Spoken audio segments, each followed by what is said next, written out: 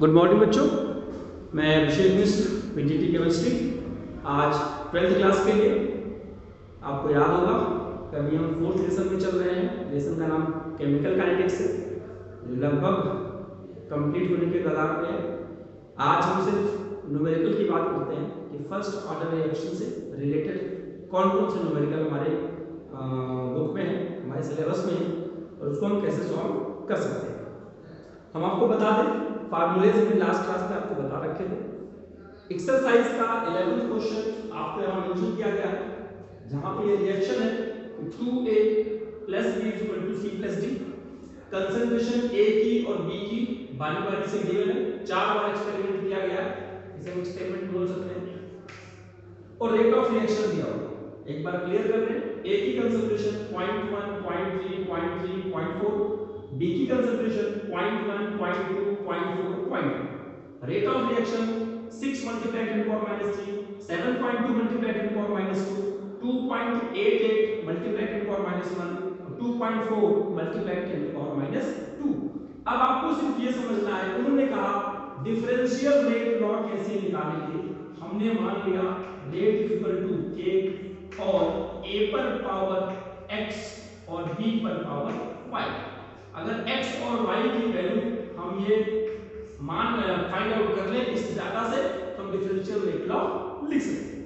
अब आप ये देखिए कि इन चारों एक्सपेरिमेंट में कौन कौन से एक्सपेरिमेंट ऐसे हैं जिसमें a या b की वैल्यू कांस्टेंट है।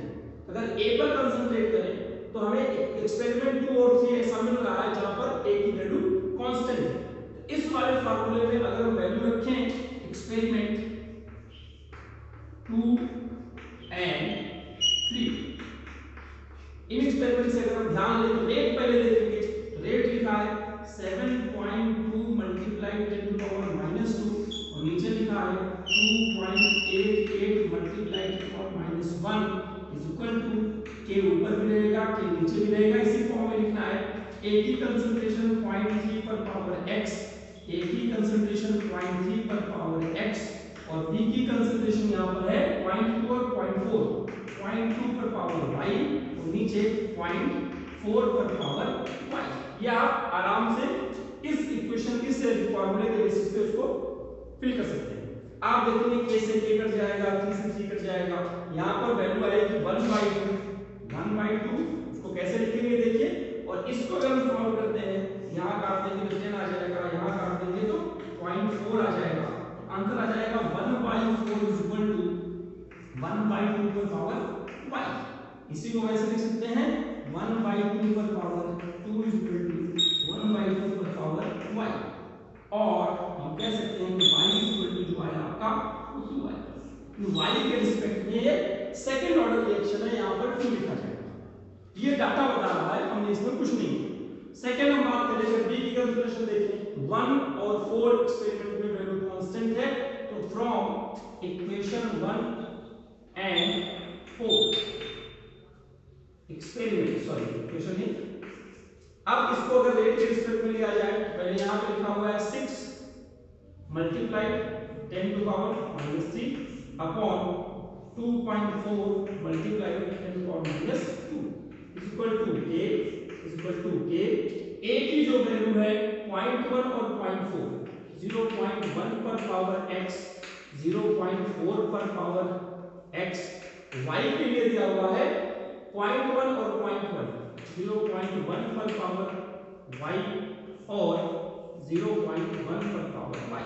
अब ये y से y कट जाएगा, वैल्यू कांस्टेंट है, k से k कट जाएगा, और आप समझिए इस चीज को, यहां काटेंगे तो यहां 10 आएगा, 6 4 जा 24 यानी 1/4 = यहां भी आपको 1/4 ही मिलेगा, पॉइंट से पॉइंट हट जाएगा, 1/4 पर पावर x। हम लिख सकते हैं इसका मतलब ये 1 ही है, x की वैल्यू क्या हो गई 1। देयरफॉर हम कह सकते हैं जो रेट हुआ k और a पर पावर 1 और b पर पावर 2।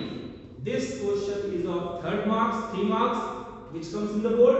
और एक क्वेश्चन और है कि k की वैल्यू अगर फाइंड आउट करनी हो तो k रेट अपॉन a पर पावर 1 और b पर पावर 2। अब सबसे पहले इक्वेशन देख लेते हैं, इसमें रेट की वैल्यू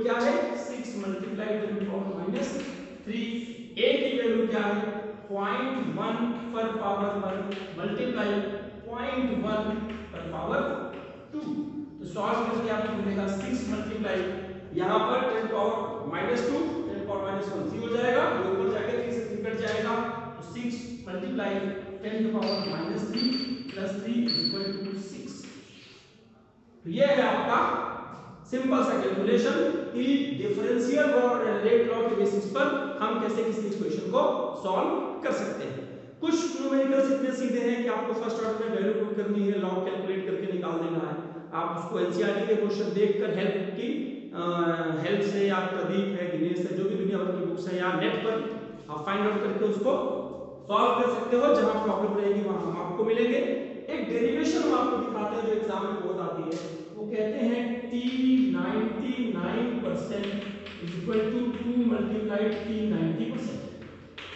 इसको प्रूव करना है फर्स्ट ऑर्डर रिएक्शन के। रिएक्शन जो है फर्स्ट ऑर्डर की, अब देखिए इस चीज को कैसे प्रूव करते हैं। फर्स्ट ऑर्डर का जो फार्मूला है T equal to 2.303 upon K log, आप जानते हैं R नॉट अपॉन R, ये आप जानते हैं। इसको हम कैपिटल ब्रैकेट में बंद कर देते हैं। कैपिटल ब्रैकेट मोल में कंसंट्रेशन को रिप्रेजेंट करता है, ये आप समझिए। अब हम T अगर 99 की बात करें, अगर एट T99%, इसका मतलब क्या हुआ कि R नॉट की वैल्यू तो 100 रही होगी, लेकिन जो R बचा, जो R हमारे पास बचा 99% खत्म हो गया है, तो R की जो वैल्यू बचेगी वो 1 बचेगी। अब इसी को हम कह सकते हैं कि T99% इज इक्वल टू, इसमें वैल्यू पुट करिए 2.303 upon K log R not की जगह 100, R की जगह 1, ये पूरी वैल्यू 2 हो जाएगी, यानी आ जाएगा इज इक्वल टू करके 2। इक्वेशन नंबर 1 हो। इसी तरह हम लिख सकते हैं eight T90% is equal to, इसको आप समझिए R नॉट की वैल्यू 100 ही रहेगी, शुरुआत में रिएक्शन कंप्लीट नहीं होती, और R की जो वैल्यू हो जाएगी 100 minus 90 is equal to 10। T90% का मतलब 90% रिएक्शन कंप्लीट हो चुकी है, 10% बची है, तो रिएक्टेंट की जो वैल्यू आएगी उस समय R की वैल्यू 10 आएगी। अब हम यहाँ पर वैल्यू अगर T90% लिखते हैं, जो फार्मूला आएगा 2.303 upon K log 100 upon 10 cut जाएगा, तो लॉग 10 की वैल्यू 1 होती है, यानी इसका मतलब आ जाएगा 2.303 upon K multiply 1। Equation number 2। अब इक्वेशन 1 और 2 को डिवाइड कर दीजिए, उससे इक्वेशन 1 डिवाइडेड बाय इक्वेशन 2, यहां पर आपको वैल्यू मिलेगी T99% upon T90% equal to 2.303 upon K multiply 2 divided by 2.303 upon K divided by 1। ये वैल्यू पूरी कट जाएगी और कितना आया 2। ये आप सिर्फ देख सकते हैं, कोई खास मुश्किल नहीं है, एकदम आसान न्यूमेरिकल 2 नंबर में 3 नंबर में आता है। इस लेसन को स्कोरिंग माना जाता है क्योंकि छोटे छोटे न्यूमेरिकल्स हैं, कैलकुलेशन बहुत मुश्किल बिल्कुल नहीं है। और अगर हम यहाँ बात करें तो आपका T99% is equal to 2 multiply T90%, hence 2। ये आप लास्ट में लिख देंगे, एग्जाम में आएगा prove that for first order reaction T99% is equal to 2 multiply T90%। मुझे याद आ रहा है कि एक्सरसाइज का 18वां क्वेश्चन हो सकता है, 18वां 19वां आप देख लीजिएगा।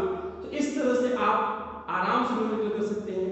किसी किसी न्यूमेरिकल में ये दे दिया जाता है T हाफ दिया है, तो T हाफ की हेल्प से पहले K निकाल लीजिए, फिर R नॉट R दिया होगा, फिर आप स्मॉल t निकाल सकते हैं। T हाफ से K निकाल लिया, फिर small t equal to 2.303 upon K log R naught upon R, ये दोनों वैल्यू गिवन रहेगी, और K की वैल्यू आप T हाफ से निकाल लेंगे तो स्मॉल t आपका निकल जाएगा। जैसे किसी भी रिएक्शन का T हाफ कितना है, तो उस रिएक्शन को 20% खत्म होने में कितना टाइम लगेगा, 20% खत्म होने का मतलब यहाँ 100, यहाँ पर 80 बचा 80। ये आपको समझना। जस्ट उसके नीचे डेरिवेशन 19वां 20वां क्वेश्चन आप देखिएगा, कुछ ऐसा ही है कि 30% रिएक्शन कंप्लीट होने में इतना टाइम लगता है, उसका T हाफ बताइए। तो उसके हिसाब से पहले K निकाल लेंगे, फिर K की वैल्यू पुट करके K is equal to 0.693 upon T half कर देंगे। तो आसानी से आप न्यूमेरिकल कर सकते हैं। लॉग टेबल में जहां परेशानी आएगी, मैंने आपको लॉग टेबल की क्लास ली हुई है, समझाया हुआ है। मैक्सिमम न्यूमेरिकल्स ऐसे आते हैं कि लॉग आपको याद रहता है या फिर फैक्टराइजेशन करके हम उसका लॉग आसानी से निकाल सकते हैं। तो इस तरह से हम समझ सकते हैं कि ये लेसन अब आप बचे हुए न्यूमेरिकल्स आप अपने आप करोगे, जो डाउट होगा हमें व्हाट्सएप करेंगे, हम कोशिश करेंगे उसको सॉल्व करके आपको फिर से पहुंचाया जाए। अब हमारे इस लेसन में केवल 2 टॉपिक थ्योरी के बचे हैं, एक जहां तक मुझे याद है स्यूडो फर्स्ट ऑर्डर रिएक्शन है और एक कैटलिस्ट के बारे में है, तो वो दोनों एक ही क्लास में हम उसको कंप्लीट कर देंगे। फिर एक क्लास और अगर आपको जरूरत पड़ेगी न्यूमेरिकल्स वगैरह की तो मैं फिर से आपके डाउट को देखूंगा, अदरवाइज हम मान सकते हैं कि लेसन हमारा इस वीक में खत्म हो जाएगा। कोशिश कर लेंगे कि एक वीडियो हम आपको 15 अगस्त को दे देंगे, हालांकि उस दिन क्लासेस नहीं होती लेकिन हम दे देंगे आपको एक वीडियो इस वीक में। हम मान चलेंगे कि हमारा केमिकल काइनेटिक्स शुरू हो जाएगा, क्या फिर केमिकल काइनेटिक्स फिनिश हो जाएगा, फिर नेक्स्ट चैप्टर की बात करेंगे। आप लोगों से रिक्वेस्ट है कि हो सकता है कि आप इस क्लास में थोड़े से कंटिन्यू ऑनलाइन क्लासेस हो रही हैं तो बोर हो रहे हो, अपने आप को रिफ्रेश कीजिए। सिचुएशन ऐसी है कि आपको ऐसा करना पड़ेगा, हमें सिलेबस कंप्लीट करना पड़ेगा, प्रेशर देकर नहीं, एंजॉय करके। आप इसको एज ए वर्क मत लीजिए, एज ए लर्निंग लीजिए, चलिए आज हमने कुछ सीखा। तो आज की क्लास में बस इतना ही। घर पे रहिए, सुरक्षित रहिए और खुश रहिए। Thank you.